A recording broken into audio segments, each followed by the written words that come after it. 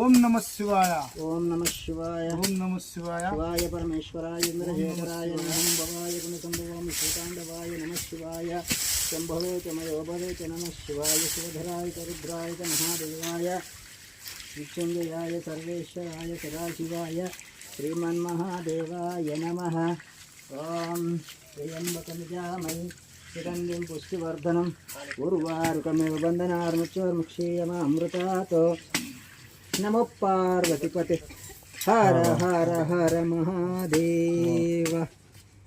కాలంలో ఎందరో మహనీయులు పూజించిన ఆ శివయ్యని చూడండి. పానమట్టం చూడండి, ఇది సత్యం. ఈ పానమట్టం ఇక్కడ ఎలా వచ్చింది? ఈ గుట్టలలోకి, ఈ గుట్టలలోకి ఎట్లా వచ్చింది? ఆనాడు ఎందరో మహనీయులు పూజించారు కాబట్టి ఈ పానమట్టం ఇక్కడ ఉంది. ఈ శివుని చూడండి, దగ్గర పెట్టండి. శివుణ్ణి, ఇక్కడ ఉన్న శివుని కూడా దెంకపోయారు ఆనాటి కాలంలో.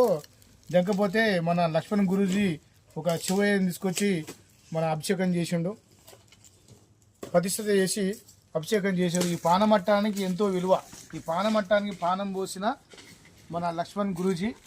ఈ పానమట్టం చూడండి, ఎవరో తీసుకొచ్చి ఇక్కడ పెట్టింది కాదు, సాక్షాత్తు భగవంతుడు ఆనాటి కాలంలో ఎందరో మహనీయులు పూజించిన స్థలం ఇది.